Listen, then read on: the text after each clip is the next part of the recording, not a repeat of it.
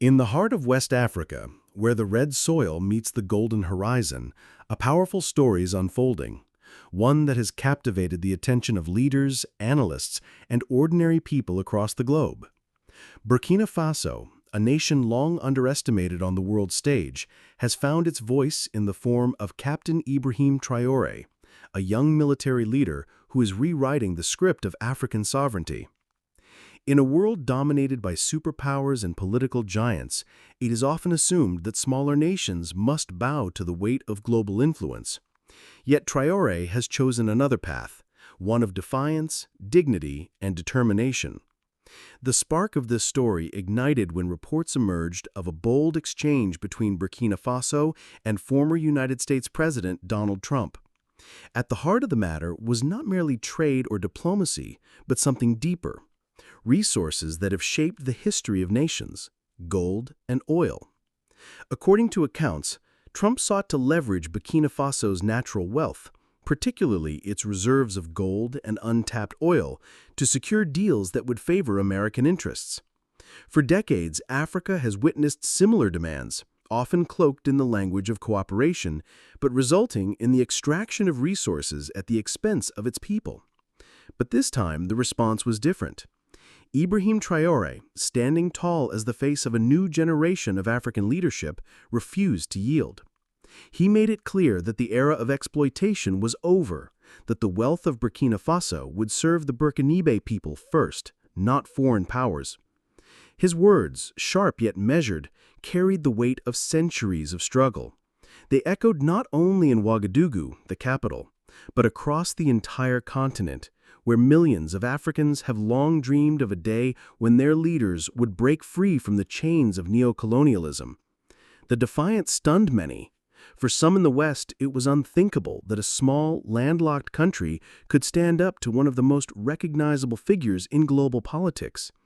Yet the truth was undeniable. Traoré's position was not a moment of recklessness, but a carefully considered statement of intent.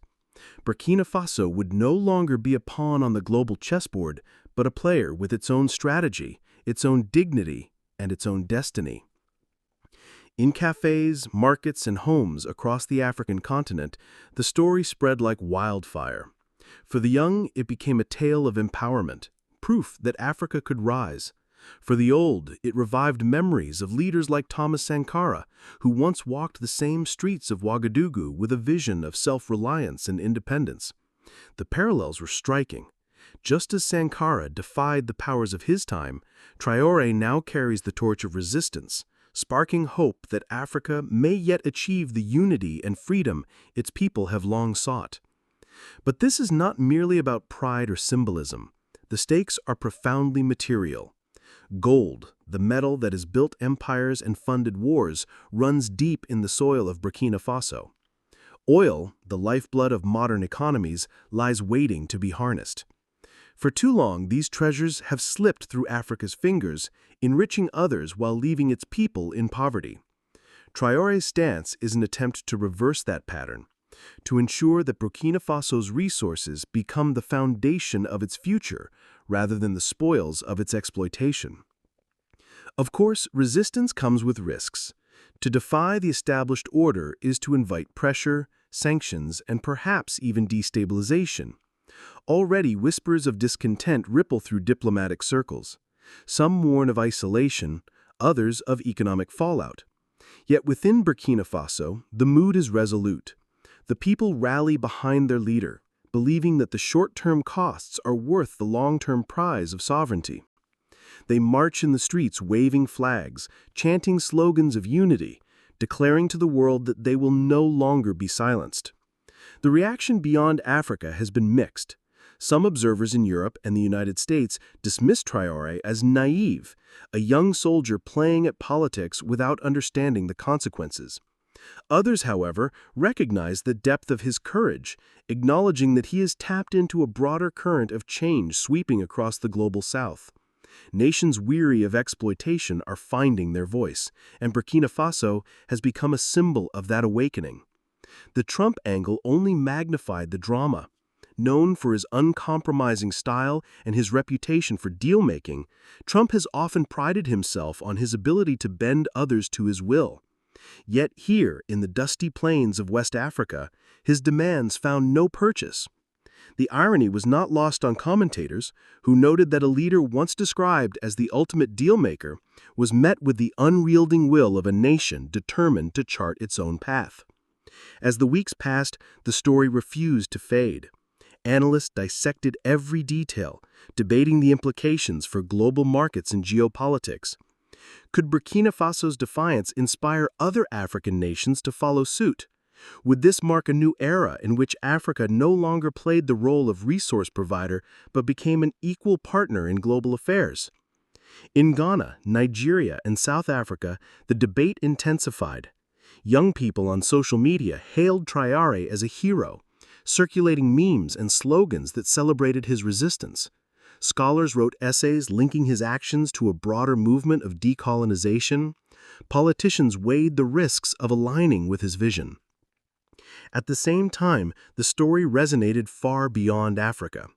In Latin America, where countries have long wrestled with foreign interference, many saw in Traoré's defiance a reflection of their own struggles.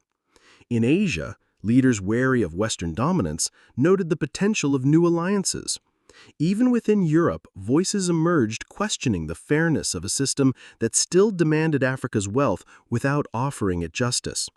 The ripple effect was undeniable. A small country, often overlooked, had forced the world to pay attention. Inside Burkina Faso, Traoré's leadership was shaping not just the country's external image, but its internal resolve.